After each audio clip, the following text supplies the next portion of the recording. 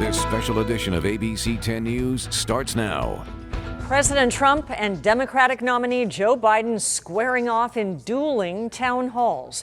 Good evening, I'm Kimberly Hunt. Thank you for joining us on this special edition of ABC 10 News. Well, the rivals answered questions on a number of issues. ABC 10 News reporter Anthony Pura is joining us with the highlights of each one. Anthony. Kimberly, this was supposed to be the second debate between these two candidates. Instead, they different events at two different battleground states, answering questions about issues that impact so many Americans. President Donald Trump and former Vice President Joe Biden taking questions from voters Thursday night, the candidates holding two separate town halls.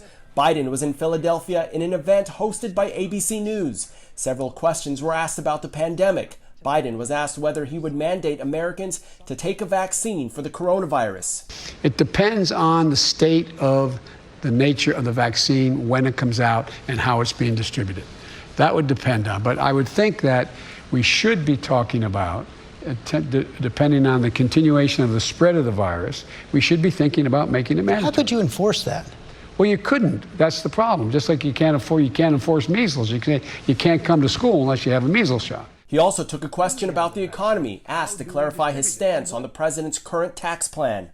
When I said the Trump tax cuts, about $1.3 trillion of the $2 trillion in his tax cuts went to the top 1/10 of 1%.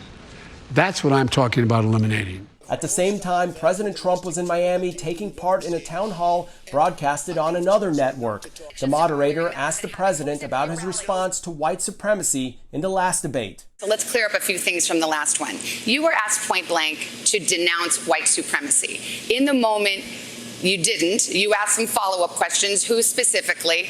A couple of days later, on a different show, you denounced white supremacy. No, My question to you is, you've done this to me and everybody. Why does it seem like I denounce white supremacy? Okay, you did 2 days later. I've denounced white supremacy for years. The president was also asked about health care and if he will protect people with pre-existing conditions. We will protect people with pre-existing conditions. And Savannah, what I want to do, get rid of the terrible Obamacare. I've already done it to a large extent because, as you know, the individual mandate is gone. That was the worst part. And joining us now to talk about tonight's town halls is Dr. Kira Green with the Center on Policy Initiatives. Hello, Dr. Green. Thank you for joining us. So let's start with the president. He started and ended tonight with the economy, not just pre-pandemic, but saying that we'll see 11.4 million jobs in the fourth quarter of 2020. How much could the economy play a role in this election? We should never count out the importance of the economy in an election. But I think the trouble for President Trump is that he does have more support and belief in his ability to handle the economy, and yet that hasn't translated in closing this gap that he's experiencing right now. Speaking of translation, so now let's go to Biden. He's leading among black voters, but as we saw with the Hillary Clinton situation in 2016, that doesn't always translate, especially in some battleground states. So did Biden tonight create enthusiasm in these key votes? I think the trouble for Vice President Biden is that I don't know that enthusiasm is the word I would associate with his performance tonight. But what I do think he did well was he spoke to black voters about other issues other than criminal justice, which both he and the president have tended to do up to now. He talked about entrepreneurship, wealth building, access to education. I think he may have made some inroads with voters who really felt like he was still off on issues around race. But I'm not sure that it, created that big enthusiasm that we want to see, that big energy. And the very first subject tonight launched at the president was coronavirus. And polls show that many people are not happy with his response. Could this be a one-issue election? I think this is really the issue that is the bane for the president, because he, in this answer, highlighted the things that are the biggest concerns for folks. He acknowledged that he didn't tell the truth when truthfulness is a challenge for him.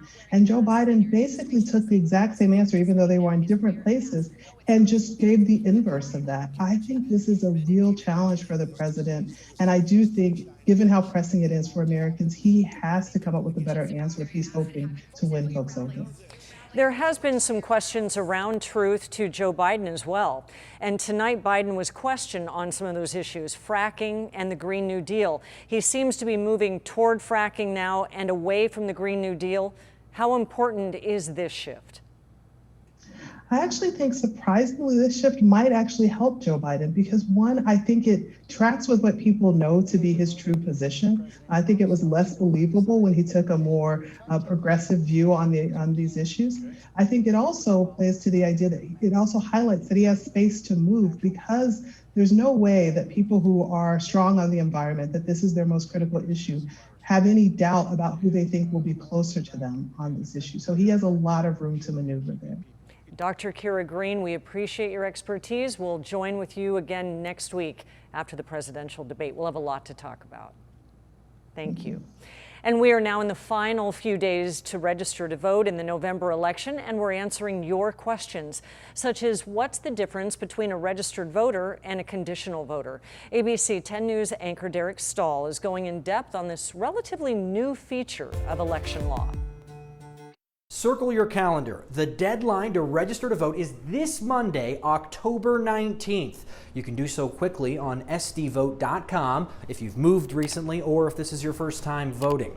However, if you do miss that October 19th deadline, you do have a backup way of registering and voting. It's called conditional voter registration. San Diego County Registrar Michael Vu says conditional voter registration is a way of signing up in person at a voting location all the way up to the final day to cast a ballot, November 3rd. They would register and then go over and receive their ballot and vote that same day. California started allowing conditional or same-day registration in 2017, and it's one of 21 states to do so.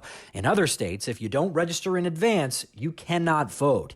Basically, you just provide your driver's license or social security number to prove you're eligible, along with your address and other information. From October 20th to October 30th, San Diegans can register conditionally by visiting the Registrar of Voters office in Kearny Mesa. Starting October 31st, polling places will open, and voters can register conditionally and cast a ballot there. But you'll want to go to the polling place assigned to your address. You can find that on sdvote.com. There's one thing to keep in mind, though, if you do go the conditional route. Those individuals who exercise that option would be voting a provisional ballot. A provisional ballot is just a ballot that's placed in an extra envelope with a little more information from the voter, so election workers can do an added layer of verification before it's counted. And that takes time. Generally, they are counted last. There are some other instances when voters might have to cast a provisional ballot, like if you go to the wrong polling place or if you want to vote in person and forget to bring your mail-in ballot. It's so important for individuals who are going to vote provisionally to clearly mark and fill out the back of the provisional envelope so we can read it and so we can determine whether or not you're in fact a registered voter or not a registered voter. With conditional voters, election workers will first verify that the person is eligible to vote. Then they'll make sure they haven't voted already before adding their ballot to the final count. Nearly 2,400 San Diegans used conditional voter registration in the 2018 midterm. Derek Stahl, ABC 10 News. Keep in mind, though, it's not too late to register. You have until Monday at midnight. In-person voting begins October 31st at any of the county's 235 polling places. Election Day is November 3rd. Turning now to our weather. A statewide heat wave is prompting a flex alert tonight. Californians are urged to conserve energy through 10 p.m. ABC 10 News meteorologist Angelica Campos is tracking the numbers for us. Hi, Angelica. Hi, Kim. Good evening, everybody. It was another record-breaking day. We broke records at the Oceanside Airport with temperatures rising to 90 degrees, breaking the previous record of 85. Also in Poway, we broke the record of 89 degrees by 10 degrees, almost 100 degrees there. But we did see some triple digits today, including Santee, where it has been very hot this week. 100 degrees today, 102 in Valley Center, also around 99 degrees in Fallbrook. In downtown San Diego, 86 degrees, although the record for for today was over 100 degrees, so we stayed far, far from that record. We're starting to see very dry conditions across the east. Santa Ana winds will be developing tonight and into tomorrow. Although Santa Ana winds are not the only concern, we're also going to be tracking low visibility. It's already impacting the southern part of the county. We'll have more on that coming up. We'll see you then. And turning now to the latest on coronavirus in San Diego County. 143 new cases were reported today, bringing our total to 51,470. 3 new deaths were reported, bringing that total to 847. The Vista Unified School District is preparing to return to in-person learning next week, but some teachers are rallying against it. The board is voting tonight to finalize the plan. But as ABC 10 News reporter Mimi Alcala shows us, critics are calling it dangerous. The Vista Unified School District is getting ready to possibly return to in-person learning next Tuesday. But many teachers say they think the current reopening plan just isn't safe enough. I think it's reckless. I think it's misguided. Craig Parrott is an 8th grade science teacher at Roosevelt Middle School. He says the district's decision to bring teachers back in person despite many not wanting to is unfair during a pandemic. Kids are coming in without temperature checks. Students who want to continue with virtual learning may do so. And while many districts have limited the number of students returning in person, Vista Unified's plan states that while many health and safety precautions are in place, all classrooms will have the normal amount of students enrolled, and student seating arrangements will be less than 6 feet apart. The kids are too close. We have desks that are 6 inches to 12 inches apart. The Vista Teachers Association sent ABC 10 News these pictures. They say this is the current spacing of desks in some classrooms. President of the Teachers Association, Carrie Avila, worries about the spread of COVID-19 and started a petition demanding that the Vista Unified Board of Education trustees modify the reopening plans. We want our district to mitigate the 4 C's, and that is close, closed, crowded, and continuous. Vista Unified Superintendent Dr. Matt Doyle sent a statement to ABC 10 News saying in part, "We care deeply about all of our teachers and staff in Vista Unified." And on September 10th, 2020, the school board approved a memorandum of understanding with the Vista Teachers Association for school reopening. This MOU was developed collaboratively with the VTA leadership. Mimi Alcala, ABC 10 News. The district board meeting is currently underway. It started about 6 o'clock this evening. We will let you know the outcome. Health experts say it appears that we're hitting a third major spike in coronavirus cases, and they say rather than a few hot spots, this surge is much wider spread. Experts are also criticizing the idea of the herd immunity approach that would allow the virus to spread widely among younger people while attempting to protect the vulnerable population.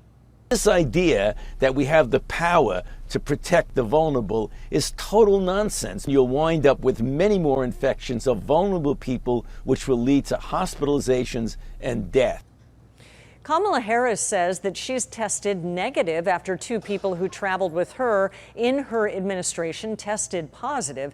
Someone who traveled with Joe Biden also tested positive. The campaign says they were never within 50 feet of him.